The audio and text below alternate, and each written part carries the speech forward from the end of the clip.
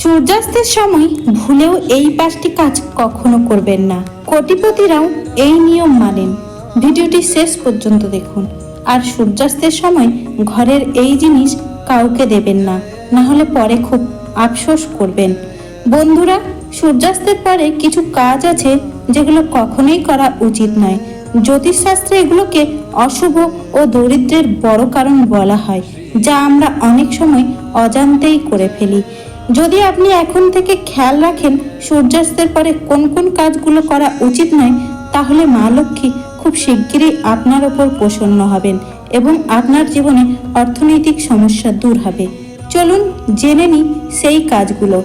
নম্বর 1, সূর্যাস্তের সময় কখনোই খাট বা বিছানা ধরে বসবেন না। এটাকে বাড়িতে মৃত্যুর লক্ষণ বলা হয়। অনেক সময় দেখা যায় বাড়িতে কেউ মারা গেলে সবাই খাট ধরে কাঁদে, তাই এই সময় কাঁদাও উচিত নয়। এছাড়াও সূর্যাস্তের সময় ঘরে দই কাউকে দেবেন না। দইকে শুক্র গ্রহের সঙ্গে যুক্ত মনে করা হয়, আর শুক্র গ্রহ ধন সম্পদের দাতা। এই সময় দই দিলে সমৃদ্ধি কমে যায়। এমনকি সূর্যাস্তের সময় ঘরের কোনো জিনিসই প্রতিবেশীকে দেওয়া উচিত নয়, এতে মা লক্ষ্মী রুষ্ট হন। নম্বর 2, সূর্যাস্তের সময় না ঘুমানো উচিত, না খাওয়া উচিত। এতে স্বাস্থ্যের ক্ষতি হয়। বিশ্বাস করা হয় এই সময় ঘুমালে ভাগ্যও ঘুমিয়ে যায় এবং অন্ন গ্রহণ করলে মা অন্নপূর্ণা দেবী রুষ্ট হন। এছাড়া এই সময় ঋণ দেওয়া বা নেওয়া দুটোই এড়িয়ে চলা উচিত। নম্বর 3, সূর্যোদয়ের পরে ঝাড়ু পোছা করা উচিত নয়। এতে ধন সম্পদের ক্ষতি হয় বলে মনে করা হয়। বিশ্বাস করা হয় এতে মা লক্ষ্মী বাড়ি ছেড়ে চলে যান। নম্বর 4, সূর্যাস্তের পরে চুল বা নখ কাটা উচিত নয়। এতে নেতিবাচক প্রভাব পড়ে এবং জীবনে সমস্যার সৃষ্টি হয়। এই সময় পা নাড়ানো অশুভ বলা হয়। সূর্যাস্তের সময় বাড়ির নারী ও শিশুদের ঘরের ভিতরে থাকা উচিত।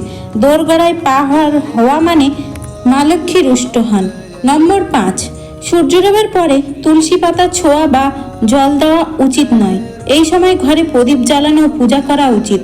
বিশ্বাস করা হয় অন্ধকারে খারাপ শক্তির প্রভাব বাড়ে।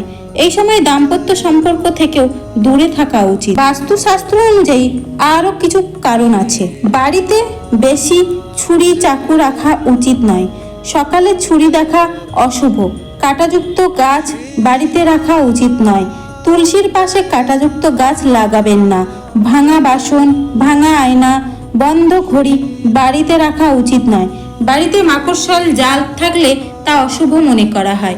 বন্ধুরা, এবার আরেকটি কারণ হলো, যদি বাড়ির ভিতরে মেহেন্দি গাছ লাগানো থাকে তাহলে সেটি দ্রুত বাড়ির বাইরে সরিয়ে দিন।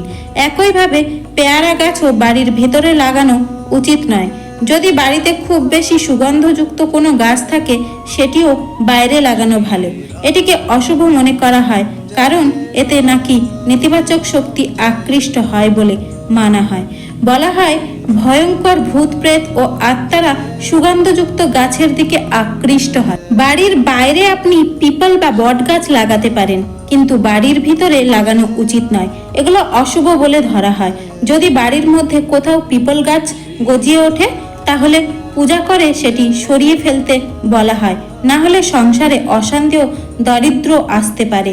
সেটিকে মাটিতে পুঁতে দিন এবং প্রবাহিত জলে বিসর্জন দিন। বাড়িতে শুকনো তুলসী গাছ রাখা উচিত নয়। সেটিকে সরিয়ে ফেলুন, মাটিতে পুঁতে দিন বা জলে বিসর্জন দিন। কলা গাছও বাড়ির ভিতরে খুব বড় করে লাগানো উচিত নয়। যদিও কলা গাছ পূজা করা শুভ, কিন্তু খুব বড় হলে এর প্রভাব নাকি সহ্য করা কঠিন বলে মনে করা হয়। বন্ধুরা, রাতে নোংরা বাসন ফেলে রাখা উচিত নয়। বিশ্বাস করা হয় এতে অশুভ প্রভাব পড়ে এবং সংসারের সমস্যা, রোগ বা ঝগড়া বাড়ে। তাই রান্নাঘরে সবসময় পরিষ্কার রাখা উচিত, কারণ এটিকে মা অন্নপূর্ণার স্থান হিসাবে মানা হয়। বাস্তুশাস্ত্র অনুযায়ী স্ত্রী ও স্বামী ঘরে অন্য কাউকে বারবার যাওয়া বা সেখানে ঘুমানো উচিত নয়। এতে সম্পর্কের দূরত্ব বাড়তে পারে। তাদের অনুমতি ছাড়া সেই ঘরে প্রবেশ করা উচিত নয়। বৃহস্পতিবার ঘরে মোছা দেওয়া উচিত নয়।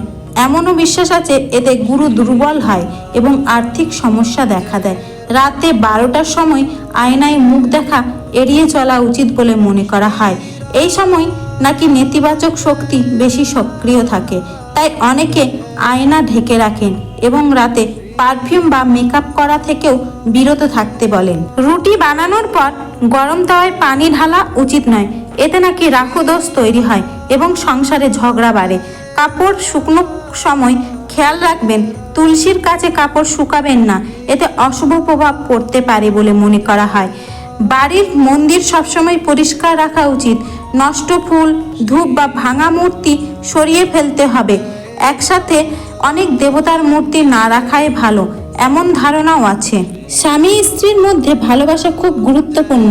বলা হয় যেখানে ভালোবাসা থাকে সেখানে ঈশ্বরের আশীর্বাদ থাকে, আর যেখানে ঝগড়া ও কান্না বেশি হয় সেখানে অশান্তি বাড়ে। আলমারি বা মানিব্যাগে ছেঁড়া টাকা রাখা উচিত নয়, এতে নাকি মা লক্ষ্মী অসন্তুষ্ট হন। শেষে বলা হয় বাড়ির নারীরা নিয়মিত পূজা উপবাস সোমবার শুক্রবার পালন করলে সংসারে সুখ শান্তি ও সমৃদ্ধি আসে, এমন বিশ্বাস প্রচলিত আছে। এই সবই মূলত প্রাচীন বিশ্বাস ও প্রথার উপর ভিত্তি করে বলা। সর্বোপরি শেষে বলি, সুস্থ থাকবেন, ভালো থাকবেন, রাধে রাধে।